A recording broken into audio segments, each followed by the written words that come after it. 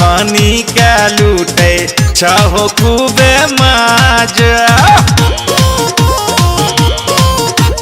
कांवरिया पानी के लूटे छहो खूबे मजा। कांवरिया पानी के लूटे छहो खूबे मजा। शिव भक्ति के बहाना करके पियन भांग गांजा।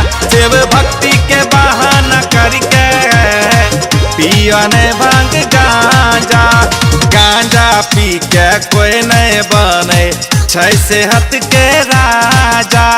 गांजा पी के कोई नहीं बने छै सेहत के राजा। शिव भक्ति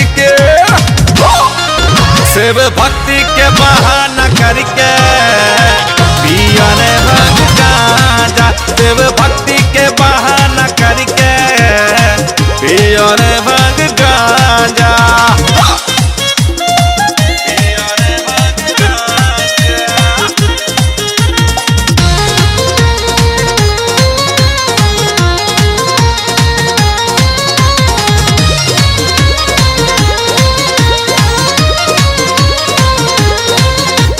जखनी सकावत उठाबै छहो गांजा के कस लगाबै छहो। जखनी सकावत उठाबै छहो गांजा के कस लगाबै छहो।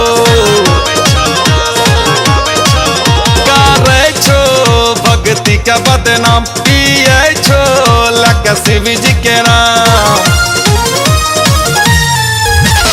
जे करे छै जैसन ओकरा मिले वैसन साजा। जे करे छै जैसन ओकरा मिले वैसन साजा। शिव भक्ति के बहाना करके पियन भांग गांजा। शिव भक्ति के बहाना करके पियन भांग गांजा।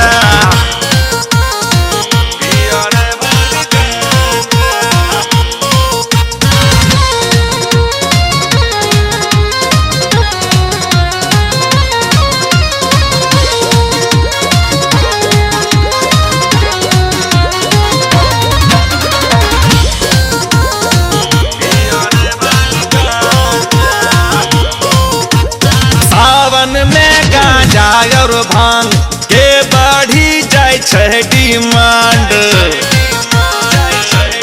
बुझलो सावन में गांजा और भांग के बढ़ी जाय छै डिमांड।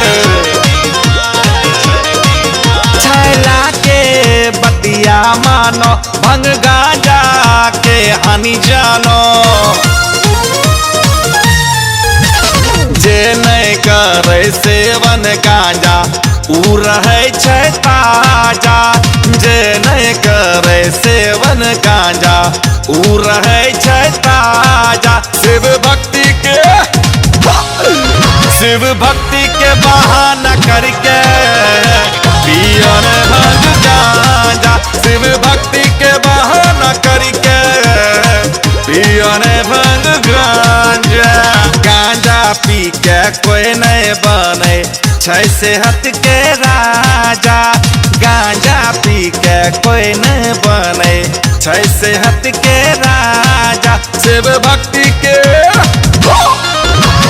भक्ति के बहाना करके पियन भांग